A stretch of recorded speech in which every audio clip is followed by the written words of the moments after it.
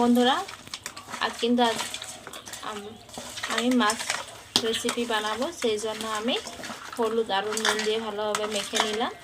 ওইদিকে বন্ধুরা আমি কড়া চুলায় বসায় রেখেছিলাম গরম হওয়ার জন্য। এইভাবে ভালোভাবে মেখে নিলাম।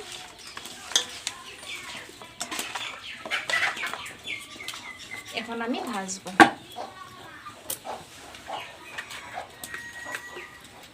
আগে কড়াই কিন্তু পুরোপুরি গরম হয়ে গেছে। আমি এখন সর্ষের তেল দিলাম।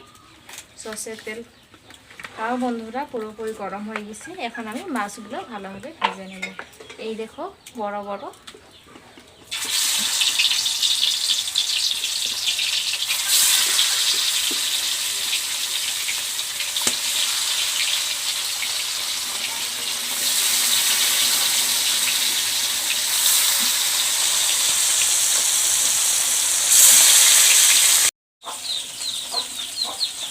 এই দেখো বন্ধুরা, এই টমেটো দিয়ে কিন্তু আজকে এই মাছে ঝোল বানাবো, একদম সুন্দর করে বানাবো। তো বন্ধুরা কীভাবে বানাবো আজকে পুরো ভিডিওটা কিন্তু ভালোভাবে দেখবে।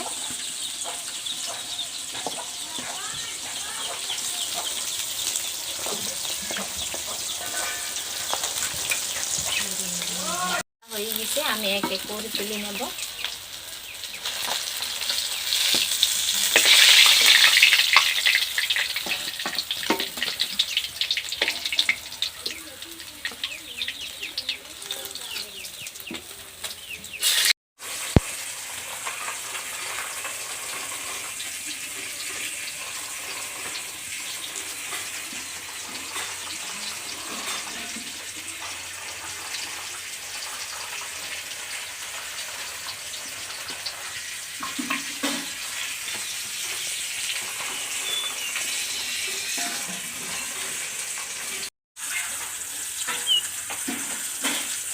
একদম পেঁয়াজগুলো কিন্তু ছোট ছোট কাটবো।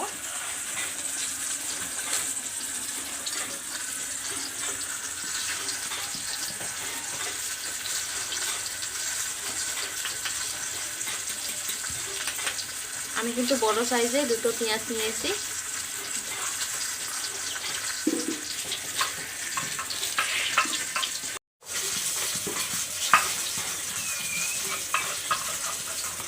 আমার ঘরে দিয়ে না না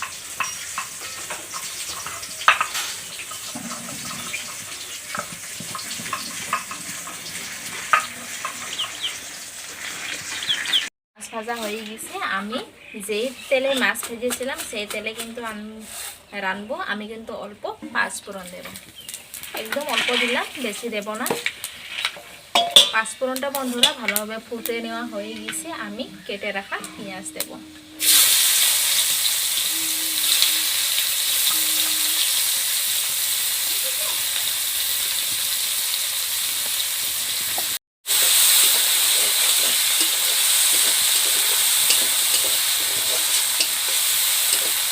পেঁয়াজটা ভালোভাবে ভেজে নেব।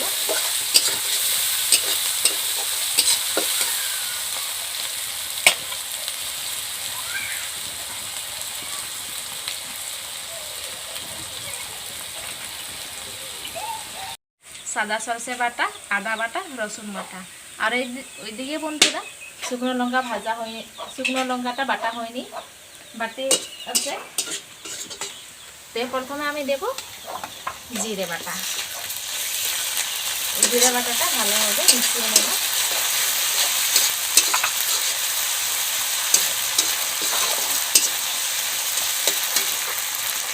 তো জিরে বাটাটা দিলাম।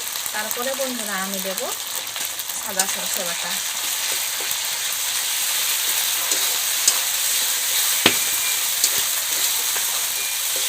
আমি শুকনো লঙ্কা বাটা দেব।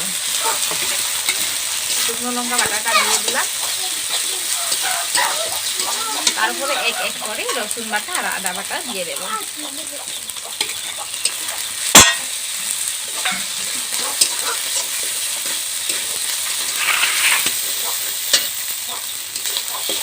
টমেটো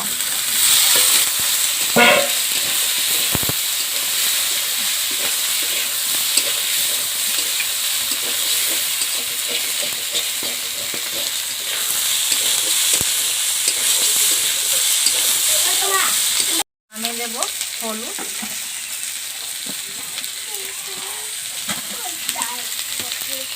তারপরে বন্ধুরা দেব নুন।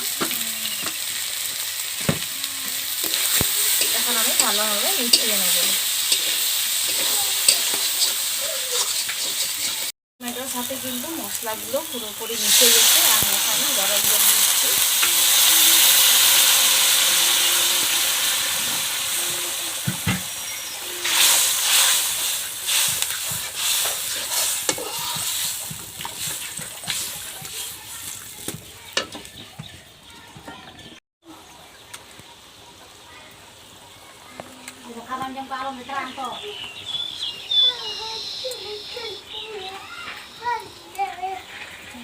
সুন্দর করে কিন্তু সবজিটা উঠলে গেছে।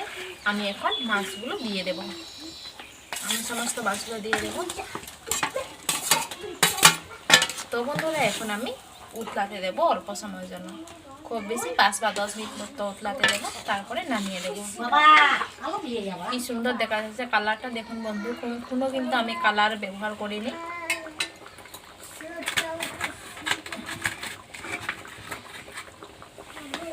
পুরোপুরি সবজিটা রেডি হয়ে গেছে। এই দেখো কি সুন্দর করে হয়ে গেছে কিন্তু।